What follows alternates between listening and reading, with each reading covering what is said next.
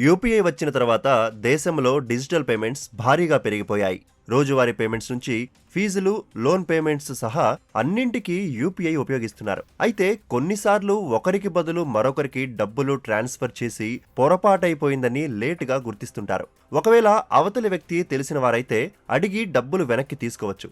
పరిచయం లేని వ్యక్తి అయితే ఏం చేయాలి? ఆ డబ్బులు తిరిగి పొందవచ్చా అనేది తెలుసుకుందాం. యూపీఐ నుంచి పొరపాటున ఏదైనా తప్పుడు ఫోన్ నెంబర్కు డబ్బులు పంపిస్తే వాటిని తిరిగి పొందవచ్చు. ఇందుకోసం పేమెంట్కు సంబంధించిన స్క్రీన్ షాట్, పేమెంట్ రసీదును సేవ్ చేసుకోవాలి.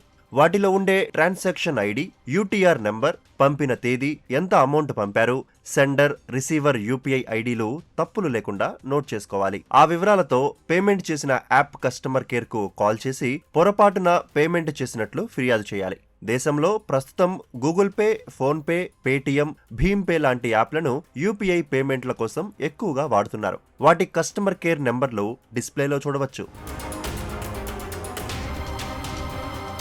కస్టమర్ కేర్ ఎగ్జిక్యూటివ్ మీ ఫిర్యాదును నమోదు చేసుకుని నిజంగానే పొరపాటు జరిగిందా లేదా అనేది నిర్ధారించుకుంటారు. వారి విచారణలో నిజంగా పొరపాటు జరిగినట్లు తేలితే మీ డబ్బును తిరిగి రీఫండ్ చేయాలని సంబంధిత బ్యాంకుకు సమాచారం ఇస్తారు.